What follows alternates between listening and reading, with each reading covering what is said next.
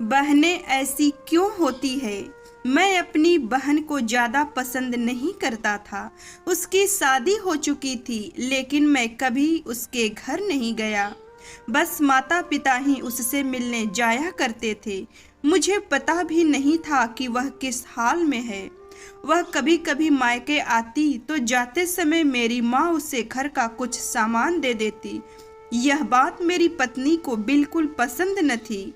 जब भी मेरी माँ ऐसा करती तो मेरी पत्नी आकर मुझसे शिकायत करने लगती कि तुम्हारी माँ कमाई कैसे उड़ा रही है। जब भी तुम्हारी बहन आती है उसे खाली हाथ जाने ही नहीं देती, कुछ ना कुछ जरूर देती है। तुम अपनी माँ को बता दो कि यह सब नहीं चलेगा। पत्नी की बातें सुन सुनकर मुझे भी गुस्सा आने लगा। मैं माँ के पास गया और कहा कि माँ, यह सब क्या है। जब भी बहन आती है तुम कभी साबुन, कभी चावल का थैला, तो कभी पैसे, तो कभी बाकी सभी सामान उसे देती रहती हो। मेरी कमाई तुम ऐसे ही दूसरों पर उड़ाओगी तो तुम्हें भी इस घर से मैं निकाल दूंगा। बहन ने मेरी और माँ की बातें सुन ली। 1 घंटे बाद बहन मेरे कमरे में आई और कहने लगी, भाई जरा रिक्शा ला दोगे, मुझे अपने घर जाना है।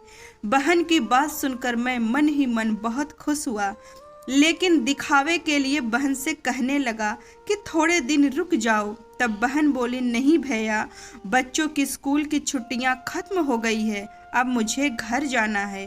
कल से इनकी स्कूल शुरू हो जाएगी।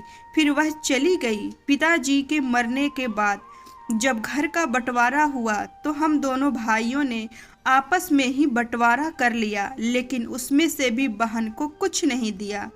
वह फिर भी खामोश रही, हमसे कोई शिकायत नहीं की। लेकिन हमारी माँ बहुत रोई और कहने लगी, बहन को भी कुछ दे दो।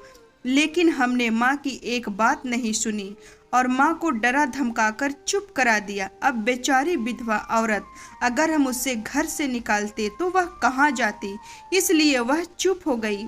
भाई साहब ने अपना हिस्सा बेचकर शहर जाकर कुछ नया काम धंधा शुरू कर लिया और वहीं पर रहने लगे। हमने अपनी बहन के साथ जैसा व्यवहार किया उसकी सजा तो हमें मिलने ही लगी। भाई साहब का कारोबार बर्बाद हो गया और वह मजदूरी करके अपना पेट पालने लगे। मेरे बड़े बेटे को भी टीवी हो गया, उसके इलाज में लाखों रुपए खर्च हो गए। जो भी मेरे पास था वह सब कुछ खत्म होने लगा। हम सब की ऐसी नौबत आ गई कि हम सबको कर्ज लेना पड़ा। हालत इतना बुरा हो गया कि खाने के लिए भी पैसे नहीं बचे, कुछ भी राशन नहीं था। मैं कमरे में अकेला बैठा सोच रहा था कि मेरी बहन घर में आई। उसे देखते ही मेरी पत्नी ने कहा, आ गई मनहूस। बहन को देखकर मैं भी गुस्सा हो गया, लेकिन अपने गुस्से को काबू किया। वह मेरे बच्चों के पास गई, उसे देखा और फिर मेरे पास आकर बैठ गई। मेरे भाई, क्या तुम परेशान हो? यह कहते हुए उसने मेरे सर पर हाथ फेरा। बड़ी बहन हूँ तुम्हारी, तुम मेरी गोद में खेले हो, अब देखो अपनी बहन से भी बड़े हो गए कि बहन को कुछ नहीं बताते, अपना दुख भी नहीं हमसे बांटते। यह कहते हुए उसने अपने सोने के कंगन निकाल कर मेरे हाथ में रख दिए।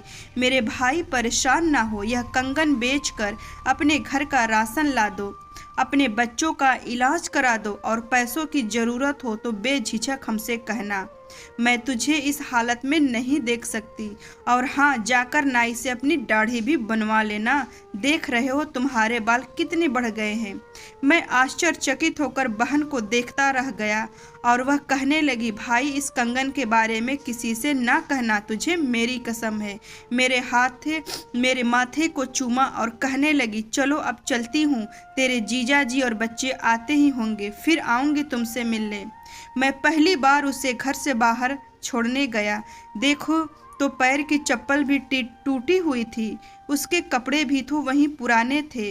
मैं बस देखता ही रह गया। मैंने तो कभी अपनी बहन की घरेलू हालत जानने की कोशिश नहीं की, लेकिन जब उसने मुझे बुरे हालत में देखा तो वह दौड़ती हुई आई और अपने सोने के कंगन भी दे दिए ताकि मैं अपने बच्चों का इलाज करा सकूं और अपने घर का हाल सुधार सकूं। मैं सोचने लगा और मेरी आंखों से आंसू निकलने लगे। हम भाई भी कितने मतलबी होते हैं, अपनी बहनों को पल भर में बेगाना कर देते हैं और और भाइयों का जरा सा दुख भी सुनती है तो उससे बर्दाश्त नहीं होता। हमारी तो यह प्रार्थना है कि संसार की सभी बहनें हमेशा खुश रहे और हर भाई अपने बहनों का सम्मान करे। तो दोस्तों, यह आज की कहानी आप सबको कैसी लगी हमें कमेंट में ज़रूर बताएं और कहानी सुनने के लिए आप सबका बहुत बहुत शुक्रिया।